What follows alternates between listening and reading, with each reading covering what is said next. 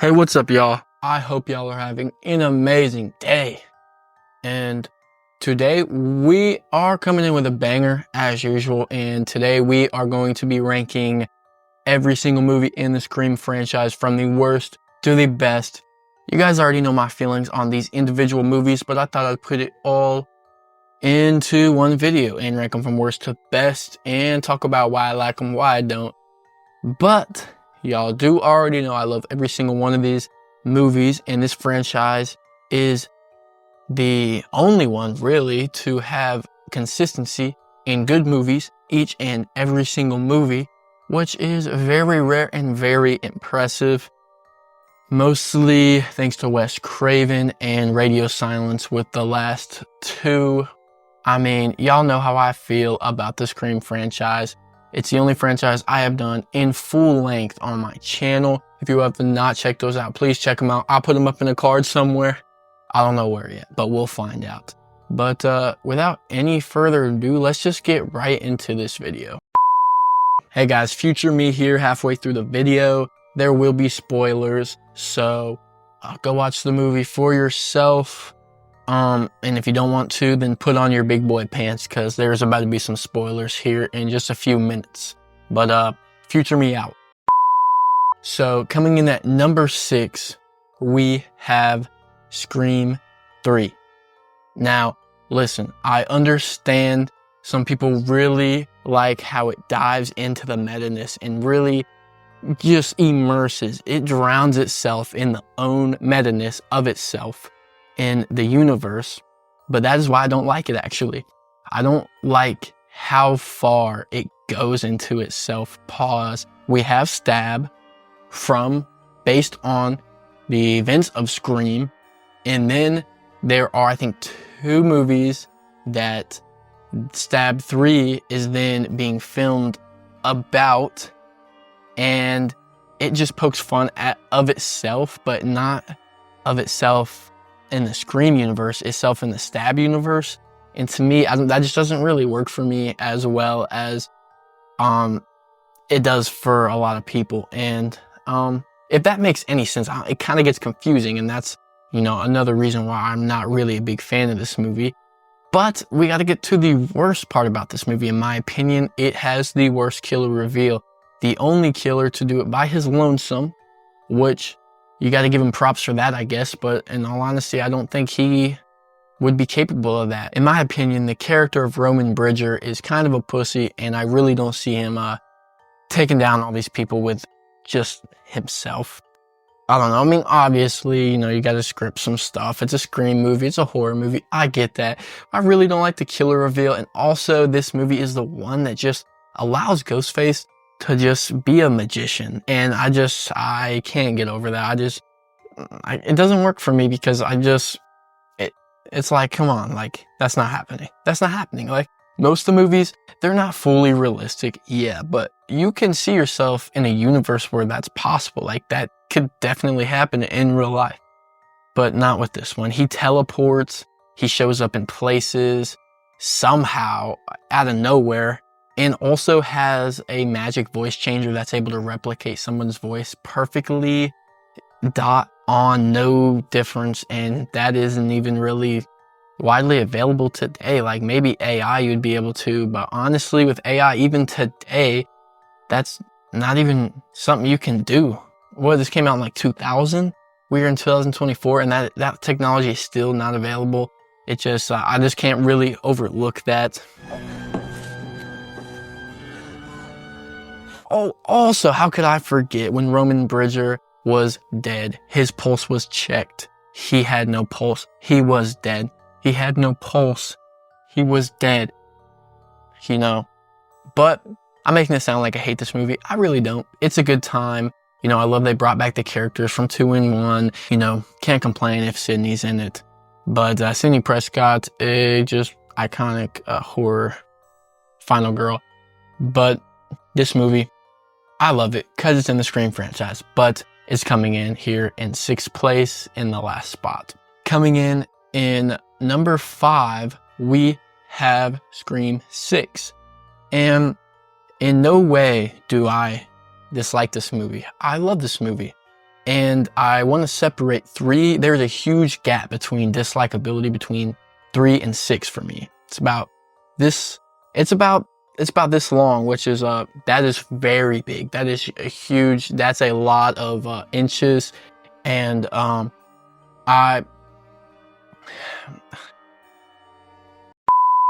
I'm saying is I dislike 3 way more than I dislike 6. I think that there are some plot holes in a little bit of the questions, like in 3, that come up in 6, with Quinn being the killer. Even though she was dead, her throat was slit, there was blood everywhere. The realism is just gone for me, and the magic of Scream, the ability of realistic teleportation is what I like to call it, even though it's like I'm being a metaphor, essentially. It's too much. They went for the difficulty. They turned the difficulty up way too high. I tried to do something that did not really work with Quinn, and that is probably my number 1 issue. Also, how I guess I can't really say this is a huge issue because maybe this is explored in Scream 7, but Sam is portrayed as the killer and related to Billy Loomis, and we're like, is this gonna come back? But it really doesn't do anything. Like in 5, it created a rift between Sam and Tara, but in 6, when they're really together, it's like the Billy Loomis and Sam connection really doesn't add much to the plot. And so maybe that's a setup for 7. You know, maybe that will be an issue resolved later on in a Scream movie, but for now it's just question marks. But I do love this movie. As you know, the cinematography in this is beautiful. Like, they have the leaves, the October vibe. Like, this is a movie you can watch during October Halloween season, as it takes place during that time, because also there's a costume party, you know, Halloween party, and just those type of things that really create such an immaculate vibe for me, and I enjoy that part. But there are just some holes with, like I said, Quinn, and unknown questions with Tara related to Billy. But other than that, you know, I don't have too many issues with this movie, but it's coming in here at number 5. Oh, one more thing I want to add with Scream 6 is the New York setting is a bit of a question mark. I feel like, you know, is the Ghostface really gonna follow them to New York City? Is it really that deep for them? And, you know, it does change it up, because it's like, we love Woodsboro. Woodsboro and this franchise are one for us. And New York, although it does switch it up, and I do like that they switched it up, I just wish they would have gone in a different direction with the motive of the killer, and like, follow him across the country doesn't seem plausible, but that's not too big of an issue, you know. But I just wanted to add that in there. Coming in at number 4, we have Scream 4. Now, I actually think that the killer reveal was, you know, we kind of saw it coming, because family members before, in Scream 3, literally the movie right before it, were trying to kill Sydney, and here they come again. So I really kind of saw Jill Roberts as, yep, she's probably up to no good. And, you know, nothing too hard to complain about here with Scream 4, but it's going up against Scream 5, 2, and 1, and it's just hard to beat those. And Charlie kind of felt like a weak killer to me. It was, you know, it was a little unexpected, I guess. I kind of expected it to be one of the, either Charlie or, what's the other kid's name? The dude with the camera, Robbie. And I thought it was either going to be Robbie or Charlie, and then it wasn't. But I do like the twist where Jill decided, you know, I'm taking this into my own hands. Fuck you, Charlie. And she kills him. Oh, can't forget, I do really like the hospital scene. That is a great third act location, I think. And I think it's just so, it really had you on the edge of your seat. You were like, no way Jill's about to get away with this and fuck over Sydney. Like, our final girl cannot get fucked over. And what does she do? Reign triumphant as the badass she is and always does. And that's just a great ending for me. And I mean, not too many negatives here with Scream 4. I love it, but it's going up against my 3 favorite, which we will find out here soon. At number 3, we have Scream 5. I absolutely love the opening scene of this movie, and I think it is just such a great way to just tie these movies back to each other. As you know, I love lore in horror movies, and I just absolutely adore the way that they are able to connect Sidney to Billy.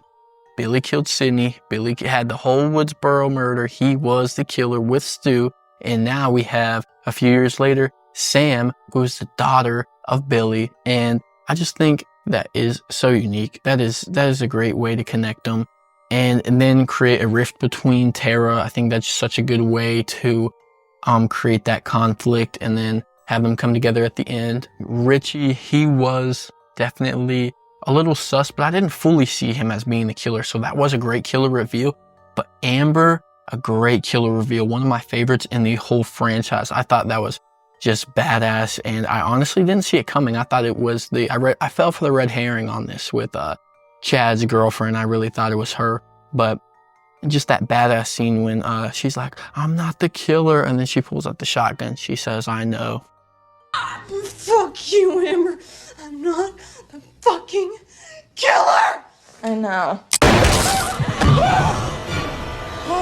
Pretty good shit. But Scream 5, there's 2 movies that are just better than it. There's nothing wrong with the movie. There's just 2 movies that are better. And the opening scene in Scream 5 is amazing. I think it's the second best to the original Scream. And Tara, Jenna Ortega just does a great job at being Tara. And the opening scene is just crazy good. I like how it recreates it from Scream, the original one. And that's why it's great. It's great. That's why it's the second best, because it is recreating the original Scream.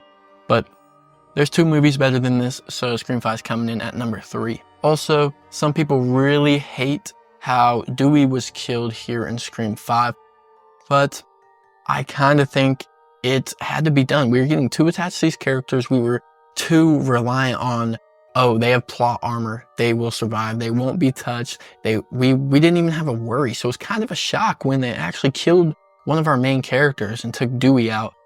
And people hate it, but I don't hate it. I don't think, I mean, obviously I'd still love to have Dewey in these movies, but you gotta switch it up. You gotta shock us. And that was a way to do it. Also, like, kind of a passing the torch, saying these characters they're kind of done. They're done with Ghostface. They've moved on. They've done their time. There's a new generation of people having to deal with Ghostface, and I think that's just a great way to do it. Coming in at number 2, we have Scream 2. And this movie is just amazing. I think the slight switch up from Woodsboro to college campus is just amazing. We got our core group of characters back, and it was very sad to see Randy go, but just like in Scream 5, I think this was another way to shock us, to say we aren't afraid to kill our main characters. And although he wasn't, the big three is Gale, Dewey, and Sidney. No question about it. He was on the outside looking in, but he was there. He was great. But, you miss him. You miss his plot dumps. You miss his monologues. He had great monologues, and they were funny. He was a great comic relief of a character. And just, he brought the meta-ness by being able to speak on horror cliches, slasher cliches. And I think, sometimes you got to kill main characters. You got to bring that shock value. And I think they did that great job here. I think the opening scene is great. They, switched it up a little bit. The introduction of Stab, and that is pretty cool. Before, I think that is perfect how they had Stab in here before they overdid it in Scream 3, as I mentioned before. But this movie is very fun. It is amazing. And they also built the tension by, we can't really trust Derek because we just had Billy Loomis. And so we're like, is Derek the killer? He might be. These killer reveals, they were kind of random because the script got leaked, but I think it still works. And I love Billy's mother as a killer. I think that's great. That's like perfect, honestly. I think coming back for revenge, it makes sense. It makes sense. And they were missing that in the other Scream movies. So I absolutely adore this movie, but there's one movie that is just a little bit better. And coming at number 1, the best movie in the Scream franchise is Scream, the original from 1996. And what's not to love about this movie? It has one of the greatest opening scenes of all time. It is actually scary. And then later on in the movie, it is actually funny. We have scary, funny, great characters, lovable characters, icons being created, Ghostface, pop culture, popping up everywhere because of this movie. Sidney Prescott, such a badass final girl, and she's just more badass in this movie, I think, than the other 2 movies when she is the final girl. Other 3 movies when she's the final girl. I love Randy Meeks coming in with our comedic effects, our comedic breaks, if you will, bringing in the slasher cliches, telling us what we should do. I love Stu. Stu is one of my favorite characters in the whole franchise. Stu is so funny to me. He just has me laugh my ass off every time. Thomas boy. Fuck! Like you hit me with the phone, Dick! I mean, iconic. That is one of my favorite scenes of all time. Stu on the phone, all his funny. He's just one of the funniest characters ever. I really love Stu. And, maybe bring him back in Scream 7. I wouldn't be opposed, even though that'd be a little bit of a, I don't know if that's realistic, but hey, come on, might as well. Y'all been unrealistic before. Let's just do it again. Might as well bring Stu back, man. But I love Dewey here. He's also probably, him and Stu on being funny, just back and forth. And this movie is just, I don't know how it quite does it. It is really scary. It can be really scary, like the opening scene, and it can be really funny.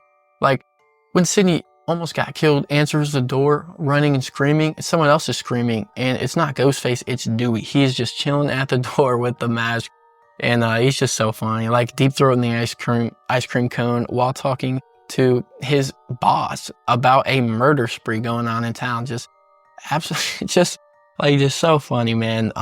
Wes Craven, very talented. One of the greatest movies of all time. No question that Scream is coming in here at number 1. It has the best killer reveals, the best characters at their peak, best plot, scenery, beautiful. I love the 3rd act at Stu's house. It's just great. I really don't see any flaws in this movie, and I really do love it.